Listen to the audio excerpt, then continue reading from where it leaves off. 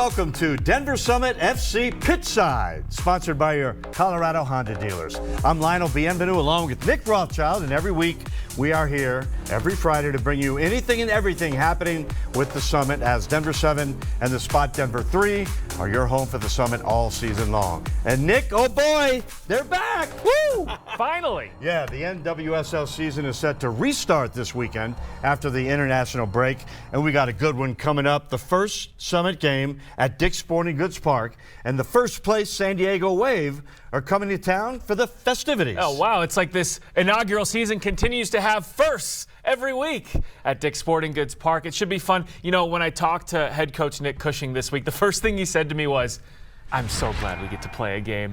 He was so tired of the training. Now, granted, the break came at a great time for the Summit, and they got a lot of work done. But even Coach told me when we went into this break, that game against Seattle, boy, it left such a sour taste in our mouth. We really wanted to jump right back into the action and play again. So, yeah, it should be a lot of fun. And in talking with Coach Cushing, we covered a lot of ground considering we are heading into a game week. But I had to know about that now infamous picture of himself and the U.S. Women's National Team head coach at Empower Field. We finished last week talking about your relationship with Emma Hayes, and then sure enough, Instagram shows me that you got to hang out with her a little bit at Empower Field. It was really nice to spend some time with Emma and the staff, and we've spoken a little bit, but we've not spent any time together for the last few years, so it was really nice to get, a good chunk of time and talk. What do you think of Dick's Sporting Goods Park, your temporary home for the next 3 matches? I'm excited to play there. In MLS, there's only 2 stadiums that haven't done a game in, and that's Kansas and also Colorado Rapids at Dick's, so it gives me the opportunity to coach a game in there, get a win in there. Really good stadium, seems to have good energy. Was lucky enough to get on the field and see the fan reaction to Lindsay, so I'm really excited. San Diego Wave, tell me a little bit about what you're expecting. A lot of power in their attack.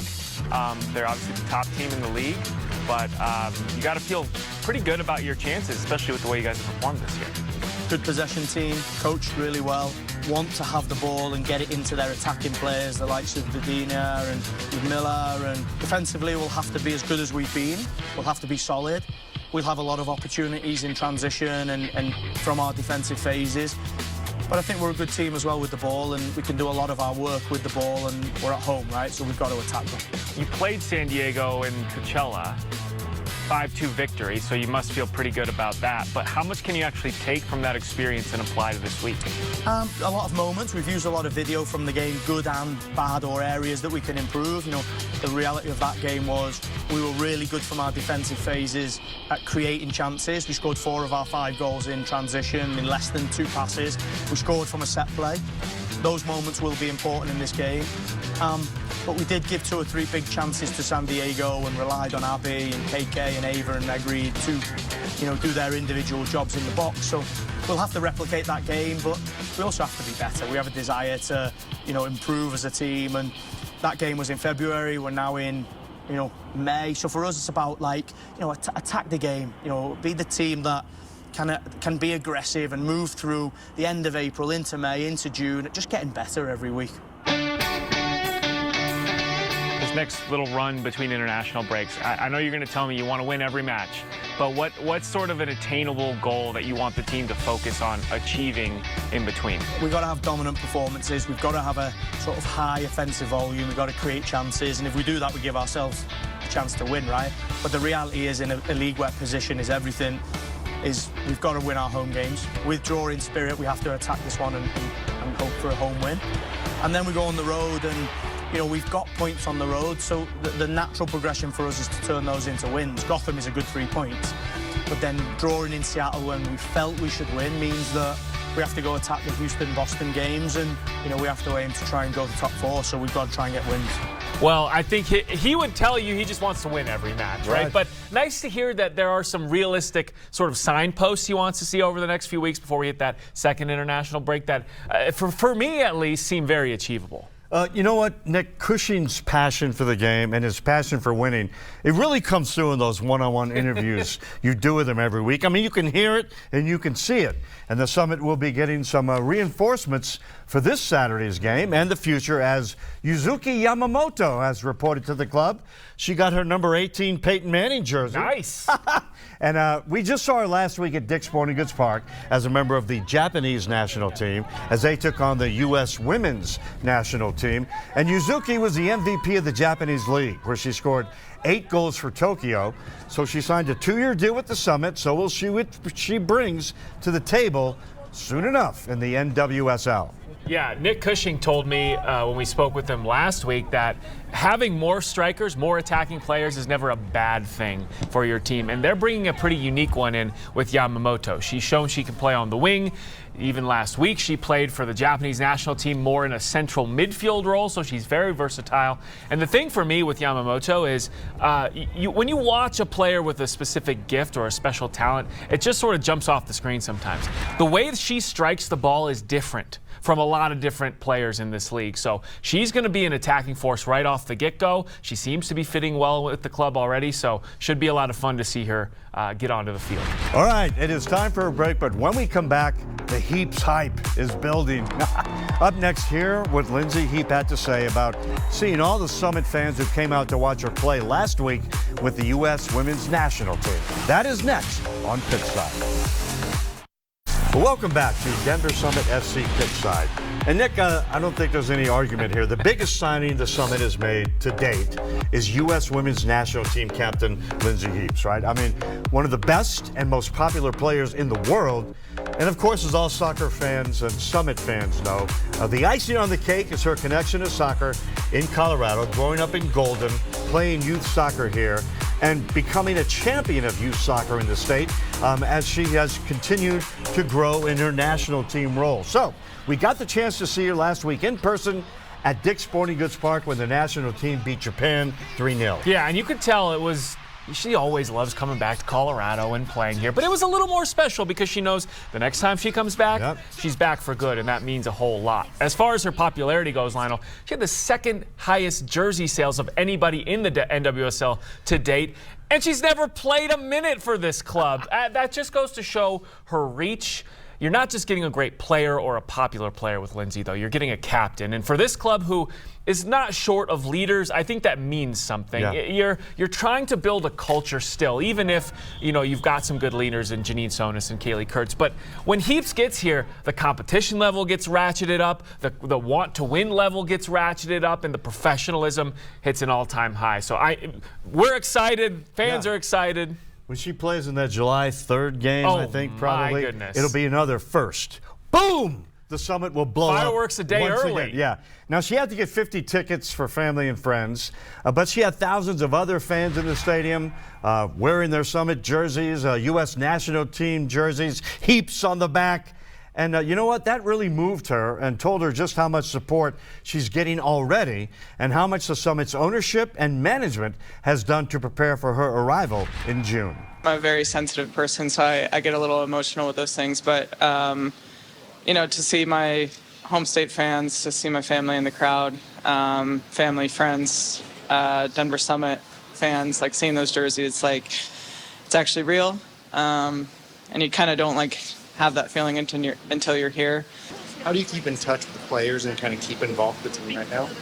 Well, Janine has been awesome for me. I talk to her quite a bit, at least once or twice a week, just to make sure things are going well, if I can help in any way possible. But I think her leadership and the group's leadership has been incredible. I try to touch base with Nick as often as I can. I think they've been really respectful of me and finishing out my season, so I really thank them for that, because it's not easy, and it's not easy missing so much and the games, and but I think the organization has set them up in such an incredible way. I think all the things that they're doing are I mean, it's insane. And I think number one, you see them playing at Empower with 63,000 in the stands, and that's an expansion team. That's unheard of. So I'm really proud that I'm a member of that team, and I can't wait to get back with them. Can you see and feel the energy of Summit FC in the building when you walk in? It was a little bit different, and when you see the logos and the shirts, does it remind you what you're doing?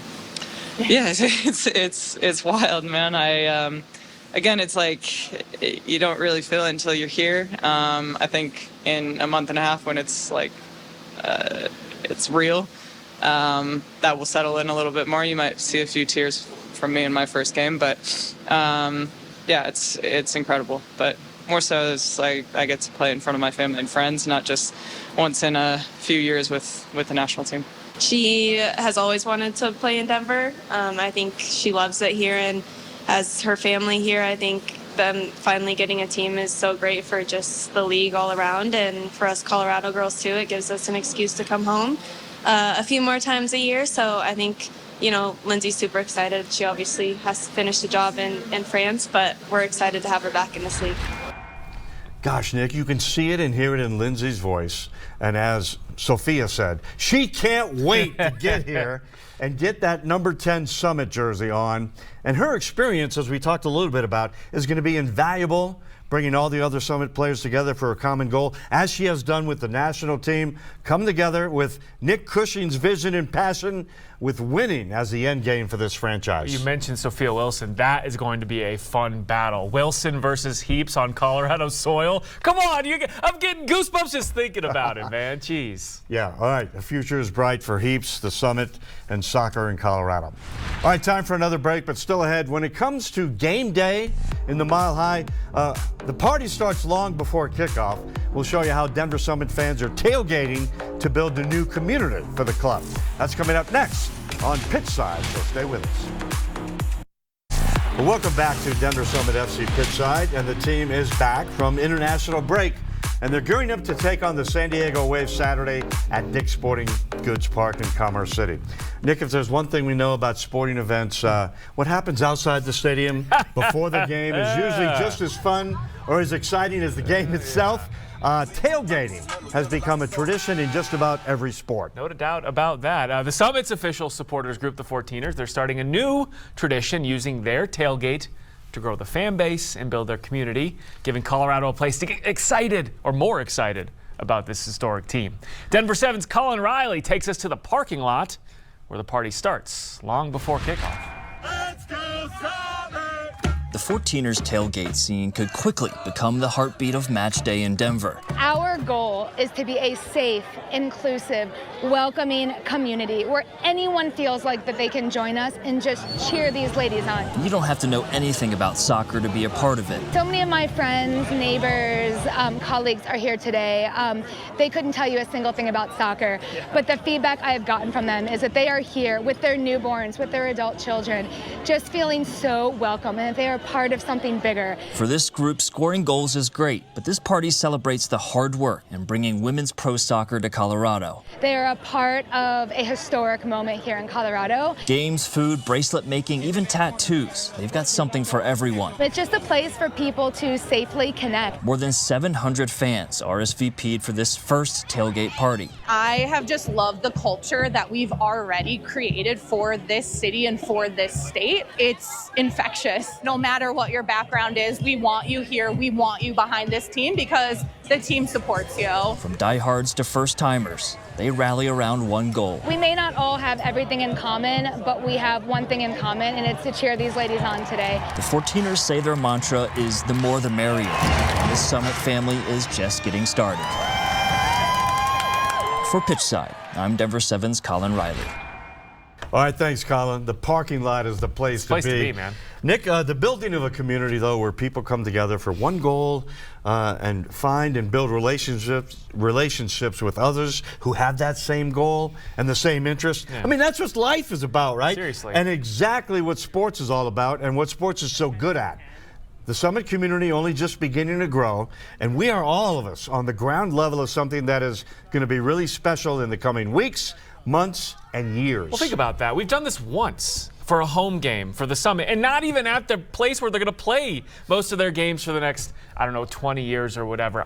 The NWSL community, the push to bring the NWSL to Denver is a long-standing one, but we are still in this program's infancy, and we already have so many people who love getting together, who love supporting the team, who love supporting each other. And that's, like you said, that's what sports is all about. I can't wait to see where this ends up. Yeah, we've had one tailgate. One! But it was massive at Empower Field, and yeah, we're looking forward to bigger and better things along the way.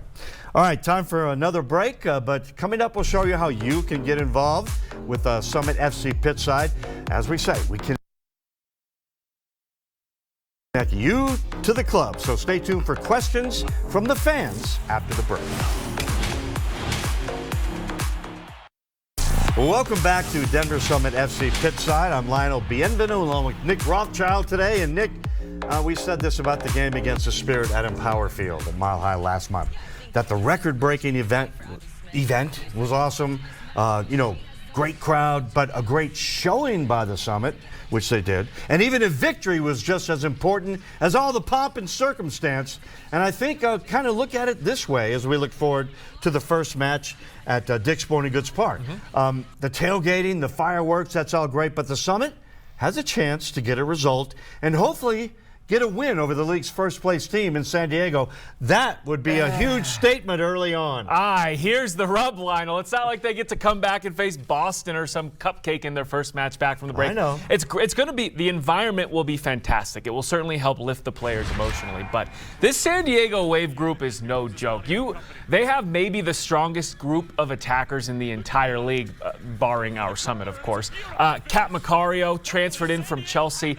She has not played yet for the Wave, but I would expect her to get some run in this match. She's been with the club for more than a month now. They've got the Brazilian sensation, Ludmila. You'll see her by her hair flowing in the wind. Maybe one of the fastest players in the NWSL as well. So it's going to be really important for the Summit to play smart on the ball, don't turn the ball over, make their possession count, and be the aggressors in this game. They've been training at altitude now for a while. They should be able to put that to use for the lowlanders out from San Diego. Yeah, the beauty of sports is anything can happen in any game once you step on the field or the pitch. So, let's go. Now, Pitchside is your connection to the Summit, of course. It's really your show. We want your voice to be heard here every week. What do you want to see on the show this season? Any questions, concerns? Just scan the QR code on your screen and let us have it. Yeah, and we got a really good one this week, Lionel, from Savannah. She wants to find out from the players, and if you have a question for the players, please send it in. She wants to know who they looked up to when they were growing up playing soccer. What soccer icons sort of got them going when they were learning to love this game? And I sat down with Melissa Kersler to find out. Savannah wants to know, was there a soccer icon you looked up to growing up? Thomas Müller. He probably know them because he's playing abroad as well now. Because he was always like a hard worker, always wasn't like the typical football player, I would say. Really grounded, really sympathetic, and just like the way of his play, I really admire. He's doing tons of stuff for the team. Also a good goal scorer, scores funny goals. Yeah, so I really like him.